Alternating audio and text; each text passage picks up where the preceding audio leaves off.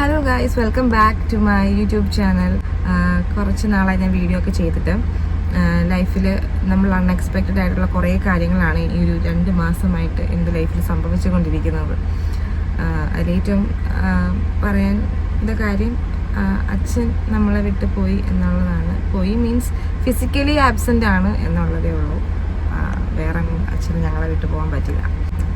ഇത് പറയാനുള്ളൊരു mental strength gain ചെയ്യാൻ വേണ്ടിയിട്ടാണ് ഞാൻ ഇത്ര ഒരു ഗ്യാപ്പ് എടുത്തത്. എനിക്കത് ഇപ്പോഴും ഞാൻ ഓക്കെ ആയി, എനിക്ക് കംപ്ലീറ്റ്ലി അതിനെക്കുറിച്ച് പറയാൻ ഞാൻ മെൻ്റലി ഓക്കെ അല്ല. പിന്നെ life has to move on. നമ്മൾ എല്ലാവരും നമ്മൾ ഈ ഭൂമിയിൽ നിന്ന് യാത്രയാവേണ്ടവരാണ്.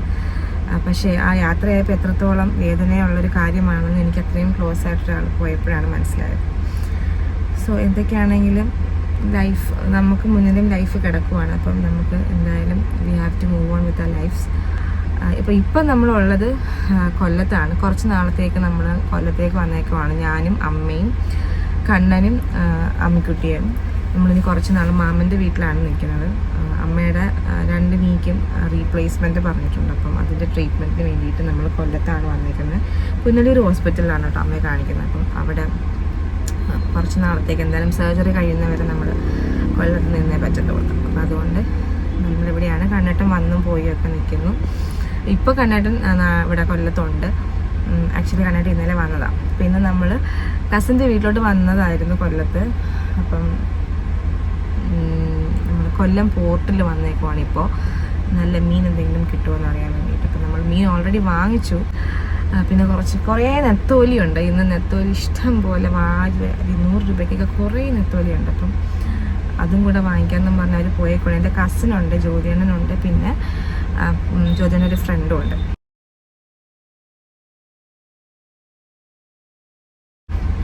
ഇത് കഴിഞ്ഞിട്ട് നമ്മൾ തിരിച്ച് വീട്ടിലോട്ട് പോകും.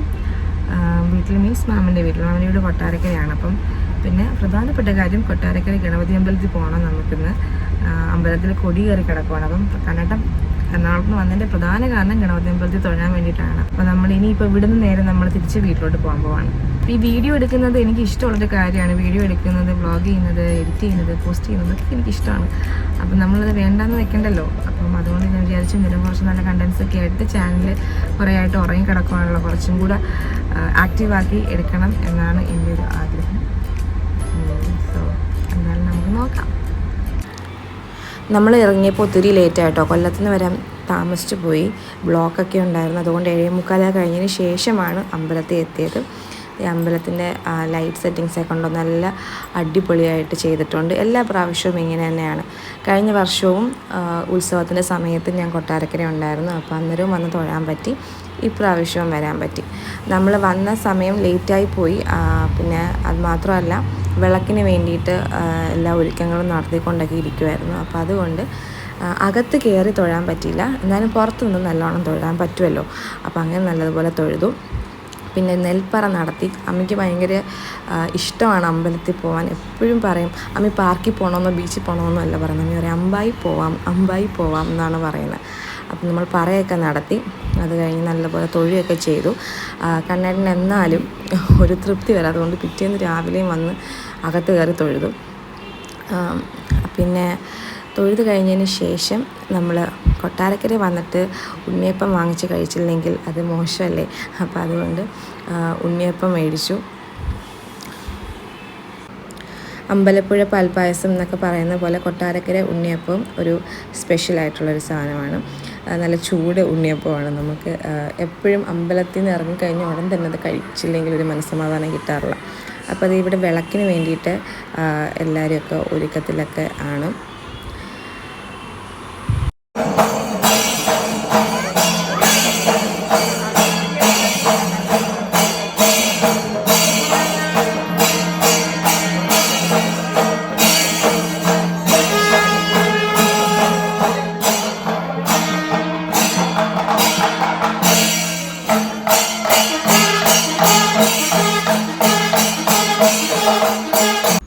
നമ്മൾ ദർശനം കഴിഞ്ഞെങ്കിലും കുറച്ച് നേരം കൂടെ അവിടെ വെയിറ്റ് ചെയ്യേണ്ടി വന്നു. എന്താണെന്ന് വെച്ചാൽ ആനയ്ക്ക് നമ്മൾ കുറച്ച് പഴം വാങ്ങിച്ചിട്ടുണ്ടായിരുന്നു കൊടുക്കാൻ വേണ്ടിയിട്ട്. അതും കദളിപ്പഴം.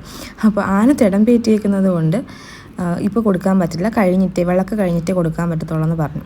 അപ്പം അങ്ങനെ നമ്മൾ അവിടെ വെയിറ്റ് ചെയ്തു. ആനയ്ക്ക് പഴമൊക്കെ കൊടുത്തതിന് ശേഷമാണ് നമ്മൾ തിരിച്ചത്.